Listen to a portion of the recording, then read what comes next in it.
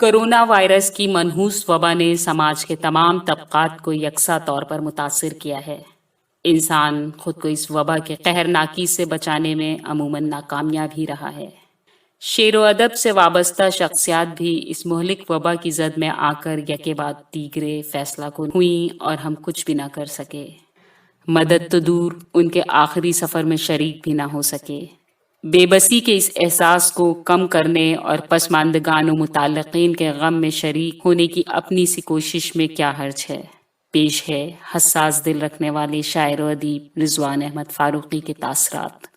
ناظرین محترم، سامعین باوقار، حاضر ہے رضوان فاروقی اور سلام ادب پیش کرتا ہے۔ گزشتہ دنوں میں آپ سے مخاطب ہوا تھا، موضوع وہی ہے جو گزشتہ دنوں تھا، پھر وہی کوشش ہے آنسوؤں کو پوچھنے کی، غم کو بانٹنے کی۔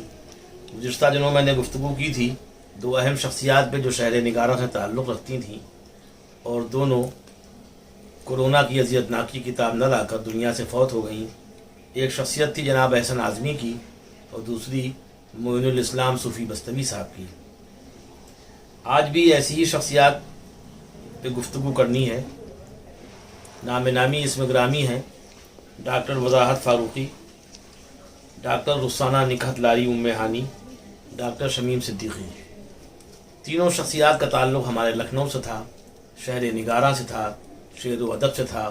تینوں شخصیات اردو کی خدمت کرنا چاہتی تھیں، نسلوں کی ترقی و آبیاری کے لیے فکر مند رہتی تھیں، اور تینوں ہم سے جدا ہو چکی ہیں۔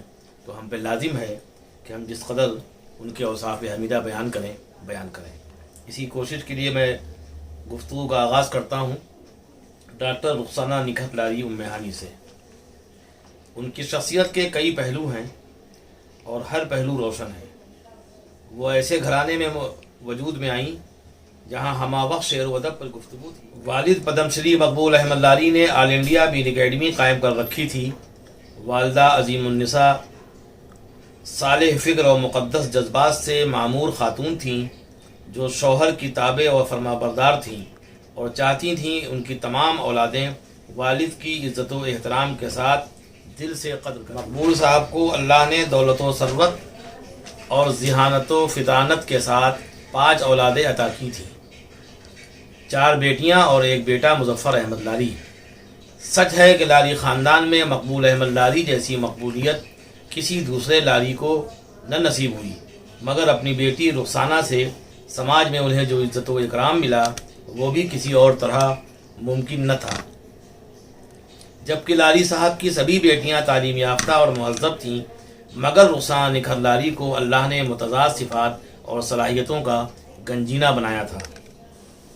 55 کمروں کی حویلی میں رہ کر بھی ان میں تمکنت کے بجائے سادگی و بردباری اور دوسروں کے کام آنے کا جذبہ تھا۔ انگلش میڈیم اسکول سے ابتدائی تعلیم پانے کے بعد بھی مذہبی قدریں ان میں کوٹ کوٹ کر بھری ہوئی تھیں۔ لامارٹینیر، IIT اور لکھنؤ یونیورسٹی سے انہوں نے تعلیمی پیاس بجھائی۔ مذہبی تربیت والدہ عظیم النساء لاری کے زیر سایہ ہوئی، پھر لاری صاحب کی دوراندیشی قدم قدم پر رہنما رہی۔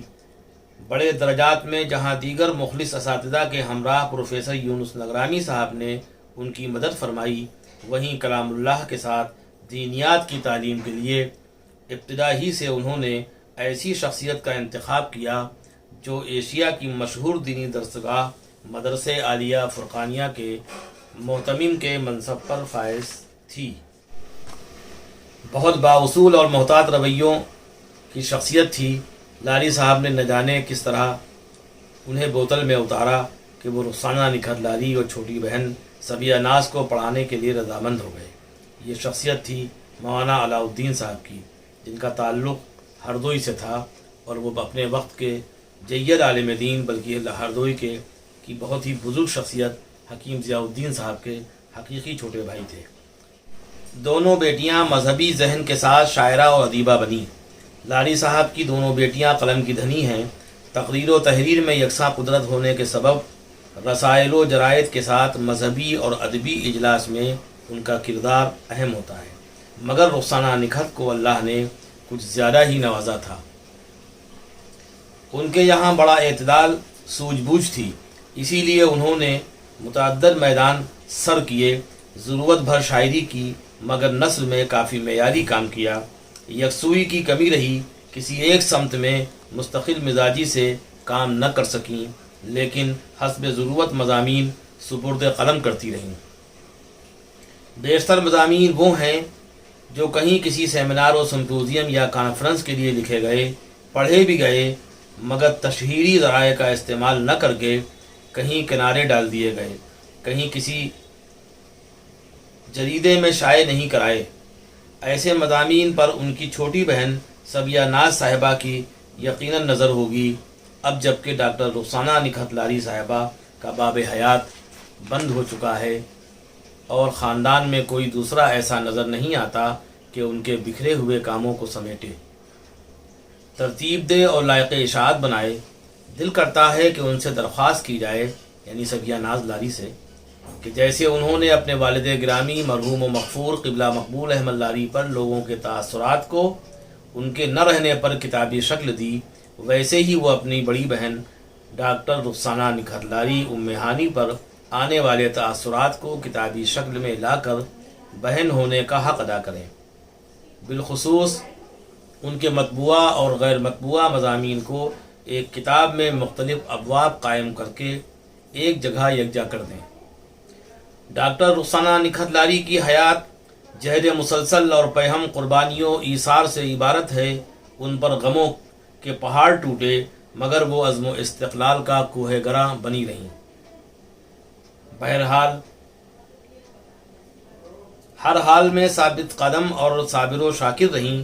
کرامت حسین گرلز کالج میں لیکچرر کی حیثیت سے تدریسی خدمات بھی انجام دیں اور پرنسپل کے منصب کو وقار بھی بخشا۔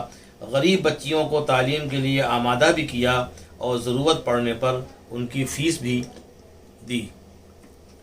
برسوں مقبول لاری منزل میں شہر کے معزز گھرانوں کی نوعمر بچیاں اپنے والدین کے ہمراہ ہر اتوار کو آتے جاتے نظر آئیں۔ لاری صاحب سے دریافت کرنے پر معلوم ہوا کہ ان کی بیٹی رخسانہ مسلم بچیوں کو دینی تعلیم اور اردو کے ساتھ حجاب وغیرہ کی اہمیت سے آشنا کرانے کے لیے ہر ہفتے یہ پروگرام منعقد کرتی ہیں۔ جہیز سماج کی لعنت، مہر واجب الادا اور طلاق ثلاثہ جیسے موضوعات پر ان کی تقاریر سننے اور تحریریں پڑھنے سے تعلق رکھتی ہیں۔ دینی اجتماعات میں بڑھ چڑھ کر حصہ لیتی، فروغ علم کے لیے کوشاں رہتی اور حتی المقدور سماجی اور فلاحی کاموں میں منہمک رہتی، نام و نمود اور تشہیر سے گریز کرتی۔ 67 برس کی مختصر عمر میں زندگی کے اتار چڑھاؤ کے باوجود انہوں نے تصنیف و تعریف کا کام بھی کیا، امور خانہ داری کے ساتھ امور جہاں بھی انجام دیے، حج بیت اللہ کی سعادت عظمیٰ بھی حاصل کی اور اس مقدس سفر کو سپرد قلم و کرتاس بھی کیا۔ شعری مجموعہ سکوت شام شائع ہوا اور علامہ سید مرتضیٰ زبیدی بلگرامی پر ان کا تحقیقی مقالہ اہل علم سے خراج پا کر رہا۔ واضح رہے علامہ زبیدی وہی ہیں کہ جنہوں نے عربوں کو متاثر کیا اور جن کی تیار کردہ عربی لغت تاج العروس اہل عرب کو متاثر کر گئی۔ انہوں نے متفرق مضامین کے علاوہ ترجمے کا اہم کام بھی کیا۔ ممکن ہے چھوٹی بہن کی طرح افسانے بھی لکھے ہوں یا مختلف ممالک کے سفر پر کچھ لکھا ہو۔ یہ سب کچھ کام کا ہے بشرطے کہ منظر عام پر آئے۔ محترمہ ڈاکٹر رخسانہ نکھت لاری ام ہانی کی زندگی کا باب 14 اپریل کو ہمیشہ کے لیے بند ہو گیا۔ کینسر کے موذی مرض میں مبتلا رہ کر بھی وہ بہت سے ایسے کام کر گئیں جو کہ توانا لوگ بھی عموماً نہیں کر پاتے۔ امید ہے ان پر اثر نو کام کا آغاز ہوگا۔ جن طالبات نے ان سے علمی استفادہ کیا ہے وہ ان کے ادھورے کاموں کو آگے بڑھائیں گی۔ خواتین کی بزموں اور فلاحی و رفاہی تنظیموں کے ذمہ داران ان کا ذکر عزت و احترام سے کرتے رہیں گے۔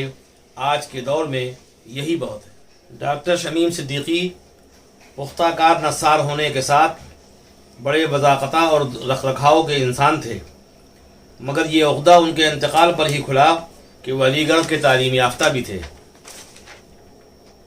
پرانے علیگ ہونے کے باوجود کوئی کر و فر نہیں، علیگ ہونے کا اظہار تک نہیں، کمال کا انکسار، لیکن وہ پرانی وضاقتہ میں رہ کر علی گڑھ پائجامہ، شیروانی اور ٹوپی میں ملبوس رہ کر خاموشی مگر سنجیدگی و دل جمعی سے ٹھوس ادبی کام کر گئے۔ دراصل انہوں نے مشہور تذکرہ نویس ڈاکٹر عرفان عباسی کو ان کی آخری عمر میں قریب سے دیکھا تھا۔ مختلف بیماریوں میں مبتلا ہونے کے باوجود عباسی صاحب تا دم آخر جس طرح متحرک رہے، اس سے شمیم صاحب میں کام کرنے کا جذبہ بیدار ہوا، اور پھر انہوں نے مختلف سمتوں میں کام کیا اور کبھی سستی و کاہلی کے شکار نہ ہوئے۔ ان میں انتظامی صلاحیتیں بھی تھیں اور اسلامی درد بھی۔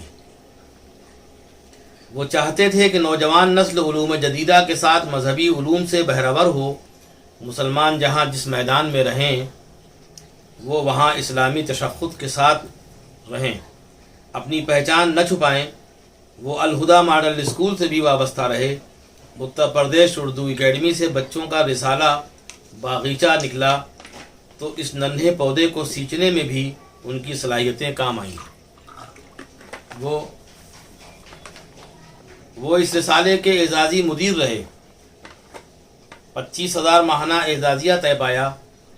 اب یہی کام دوسرے لوگ بہت کم پیسوں میں کر رہے ہیں، مگر وہ بات کہاں مولوی مدن جیسی۔ بقول مولانا قمر سیتاپوری، مرحوم نہایت خوش کردار و با اخلاق، اصول پسند اور سنجیدہ فکر و ذہن رکھنے والے نفیس الطبع انسان تھے۔ مولانا کے مطابق ڈاکٹر شمیم احمد صدیقی نے عمر کا بیشتر حصہ درس و تدریس میں گزارا۔ سائنسی اور درسی کتب کی اشاعت میں ان کا بڑا کردار تھا۔ انہوں نے درست لکھا ہے کہ ان کے سانحہ ارتحال علمی اور ادبی دنیا کے لیے عظیم خسارہ ہے۔ مولانا فیروز خان ندوی کی اطلاع کے مطابق 12 اپریل کی شام کو انہیں یہ منحوس خبر ملی کہ ڈاکٹر شمیم صدیقی بھی داغ مفارقت دے گئے۔ اس خبر کے ساتھ ادبی دنیا میں تاریکی کا احساس مزید بڑھ گیا۔ ندوی صاحب کے مطابق وہ علی گڑھ مسلم یونیورسٹی کے فارغین میں تھے۔ اردو زبان میں ان کی خدمات ناقابل فراموش ہیں۔ اسکول و کالج کے طلباء طالبات کے لیے انہوں نے بیت بازی کی ایک کتاب تیار کی تھی جسے مقبولیت ملی، نیز وہ کئی کتابوں کے مصنف بھی تھے۔ تدفین بعد نماز ظہر کھدرے میں 13 اپریل کو ہوئی۔ خوب یاد ہے مرحوم شمیم صدیقی صاحب گزشتہ برس بھی جبکہ شہر میں لاک ڈاؤن لگا تھا، کورونا نے زندگی کو مفلوج کر رکھا تھا، تب بھی وہ ایک کتاب کی تیاری میں مصروف تھے۔ راقم الحروف سے ماہ رمضان اور بعد کے مہینوں میں رابطہ بنا رہا۔ انہوں نے بڑے مشکل الفاظ کا انتخاب کیا تھا۔ ڈال، زے، زو، رے اور ٹے پر اشعار کو ختم ہونا تھا۔ ساتھ ہی قید یہ بھی تھی کہ فلاں فلاں حرف سے شعر شروع ہو۔ اس سلسلے میں راقم الحروف نے متعدد کہنامش شعراء سے درخواست کی تھی، جن میں محمد فاروق جاذب، انوار سیتاپوری، رفعت شیدا صدیقی، صغیر نوری، عثمان مینائی وغیرہم سے کلام لکھانے میں کامیابی مل سکی تھی۔ شمیم صاحب حسب خواہش اشعار کے حصول سے بہت خوش تھے۔ بعد میں وہ دوسرے کاموں میں الجھ گئے، کوشش کے باوجود کتاب نہ آ سکی۔ مجھے معلوم ہے اس طرح کے اور بھی کام ہیں جو ادھورے ہیں، جنہیں وہی لوگ مکمل کر سکتے ہیں کہ جن کے ناموں کو انہوں نے مختلف کتابوں میں سر ورق پر جگہ دی۔ جو ان کے عزیز اور ہم وطن تھے، یعنی وطن کے نسبت سے خود کو نگینوی لکھتے تھے۔ شمیم صاحب نے تبصرے بھی کیے، خاکے بھی لکھے اور ادبی و علمی مضامین بھی قلم بند کیے۔ ضرورت کے پیش نظر ان کا قلم کروٹیں بدلتا رہا۔ سرکاری اور غیر سرکاری اداروں سے وہ مراعات بھی حاصل کرتے رہے۔ اتر پردیش اردو اکیڈمی نے بھی ان کی ادبی خدمات کا اعتراف کیا۔ وہ دوسروں کے لیے بھی متفکر رہتے تھے، آمدنی کے ذرائع بتاتے اور نکالتے رہتے تھے۔ شہر کے سنجیدہ حلقے میں انہیں پسند کیا جاتا تھا۔ روزنامہ آگ، روزنامہ اودنامہ، ماہنامہ نیا دور، ایوان اردو دہلی، آج کل دہلی، امنگ دہلی वगैरह में वो बड़े एहतमाम से शाये होते रहे। नई नस्ल को उर्दू से करीब लाने, उन्हें उर्दू सिखाने और बताने के तरीक़े ईजाद किया करते थे। वो उर्दू के हवाले से हमेशा फ़िक्रमंद रहते थे। डॉक्टर इरफान अब्बासी मरहूम के बाद डॉक्टर शमीम का काम मेरी नज़र में काबिल क़द्र और लायक़ तक़लीद व तहसीन है। सच तो यही है कि अब इस संजीदगी और दिलजमई से अदबी और तहक़ीक़ी काम करने वाले बहुत कम हैं। नए लिखने वालों को ऐसी मुखलिस व मुतहर्रिक शख्सियात को रिसर्च का मौजू बनाकर तहक़ीक़ का हक़ अदा करना चाहिए। डॉक्टर वजाहत फ़ारूक़ी भी अलीक थे। हस्सास व बाशऊर होने के साथ मिली दर्द रखते थे। बिला तफरीक फलाही और रिफाही कामों में मसरूफ़ रहकर भी अदबी कामों के लिए वक्त निकाल लेते थे। अलीक बिरादरी को जोड़े हुए थे। लखनऊ में पद्मश्री मकबूल अहमद लारी, हाजी नेमतुल्लाह, चौधरी शरफुद्दीन के बाद वजाहत फ़ारूक़ी साहब ने शेर व अदब के हवाले से जो काम किए हैं वो फ़ी ज़माना गनीमत हैं। उनकी कद्र होना चाहिए, तारीफ़ होना चाहिए और इससे दूररस और मुफीद नताइज बरामद होने की उम्मीद कल भी थी और आइंदा भी होनी चाहिए। अफसोस कि यह खुशगवार दौर तेज़ी से गुजर गया। वजाहत फ़ारूक़ी आंधी की तरह आए और तूफ़ान की तरह चले गए, मगर उनकी खुशमिजाजी और कारकर्दगी के नक़ूश इतने गहरे हैं कि दिलो दिमाग से जल्द मिटाया भी न जा सकेगा। डॉक्टर उमैर मंजर साहब ने फ़ारूक़ी साहब की अदब नवाजी, इल्मी जुस्तजू, खुश गुफ्तारी और तरीक़ेकार पर आग में तफसीली मज़मून लिखकर शायान शान खराज अक़ीदत पेश किया है। वरना इस बेहिसी के दौर में चंद लफ्ज़ी ताज़ियती जुमलों के अलावा किसी के पास वक्त कब है। व्हाट्सएप और फेसबुक पर रिवायती ताज़ियत करने वालों की कतार है, मगर बाकायदा मज़ामीन लिखने वाले ढूंढे से भी नहीं मिलते। डॉक्टर उमैर मंजर लिखते हैं, अलीगढ़ उनकी सांसों में बसा था। उर्दू अदब के तालिब इल्म न होकर भी उर्दू शेर व अदब से उनका गहरा ताल्लुक़ था। अली सरदार जाफरी से खासे मुतासिर थे। 1986 में वो सऊदी अरब चले गए थे और तवील मुद्दत तक बरसरे पैकार रहे। खलीज के मुशायरों में न सिर्फ उन्होंने सरगर्म किरदार अदा किया, बल्कि शायरों अदीबों से एक ताल्लुक़ ख़ास कायम हो गया, जिसका ज़िक्र दौरान गुफ्तगू उनके लबों पर रहता।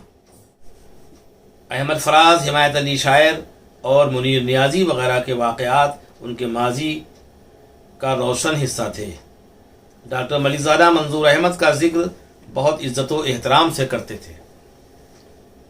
भला ऐसी सिफ़ात, खूबियों और करवट करवट अदबी शख्सियत को कौन आसानी से भुला सकेगा।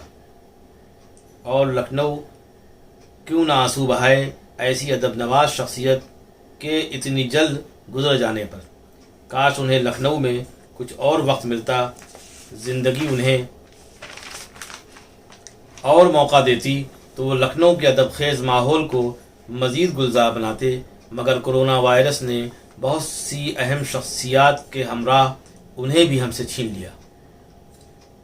मोतबर शायर और पुख्ताकार अदीब वासिफ़ फ़ारूक़ी ने मुख्तसर मगर भरपूर खराज यूँ पेश किया है, ज़िंदगी को पूरे जोश और वलवले से जीने का हौसला लिए साइंस स्कॉलर और बेलौस खादिम अदब, जो ख़ुद को फ़ख्र से खाकसारे अलीगढ़ कहता था, न रहा।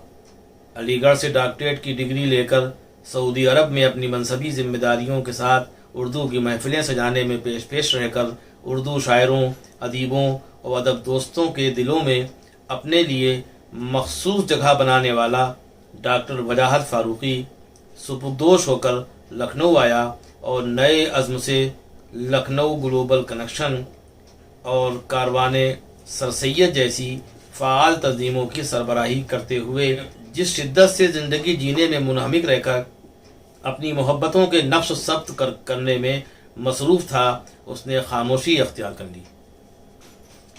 अहलिया और प्यारे बेटे के अलावा एक भरे पूरे ख़ानदान के साथ अपने बेशुमार चाहने वालों की आँखों में गम से ऐसे आंसू आबाद कर गया जिनको खुश करने में बहुत वक्त लगेगा। उमैर मंजर साहब का ये जुमला उनकी शख्सियत को आईना करता है। کم لوگوں کے علم میں یہ بات ہے کہ ان کے یہاں ادب کا کوئی تصور سماج کے بغیر تھا ہی نہیں، اسی لیے وہ ادبی کاموں کے ساتھ سماجی خدمت میں بھی مصروف رہتے تھے۔ مجھے اعتراف ہے کہ میرا وجاہت فاروقی صاحب سے قریب و دور کا کوئی تعلق نہیں رہا، نہ ہی ان کے دولت کدے پر گیا، نہ ان کے کسی چھوٹے بڑے پروگرام میں شریک ہو سکا، مگر ان کے نہ رہنے پر جس طرح ان کے چھوٹے بڑے ان کی دردمندی، دلسوزی، خوبیوں اور صفات کا ذکر کر رہے ہیں، ویسے خیالات تو عام لوگوں کے رہنے پر بھی کبھی سامنے نہیں آتے۔ عمیر منظر صاحب اور واصف فاروقی صاحب کے تاثرات رقم کرنے کا مقصد بھی یہی ہے کہ پڑھنے والے سمجھ سکیں، سننے والے نتیجہ اخذ کر سکیں کہ ہم نے کیسا دردمند اور باصلاحیت انسان کھو دیا۔ قریب 1.5 برس قبل سعید ہاشمی نے ایک ادبی پروگرام قیصر باغ میں کیا تھا۔ نظامت کی ذمہ داری مجھے سونپی گئی تھی۔ صدارت کے منصب پر وجاہت صاحب خود متمکن تھے۔ ان کی صدارتی گفتگو سے نہ صرف ان کے علمی ذوق و شوق کا اندازہ ہوا بلکہ مطالعے کی وسعت اور اہل علم سے تعلق و قرب کا احساس بھی ہوا۔ تب انہوں نے فرمایا تھا، ایسی جارحانہ اور حقیقت پسندانہ نظامت کا سامنا پہلی بار ہوا ہے، اور میں نے جواباً کہا تھا، فاروقیوں سے شیطان بھی بھاگتا ہے۔ نشست میں بطور مہمان خاص پرویز ملک زادہ اور مخصوص کرسیوں پر عبید اللہ ناصر، ڈاکٹر ایاز، ایک خاتون اور سنجے مصرا شوق براجمان تھے۔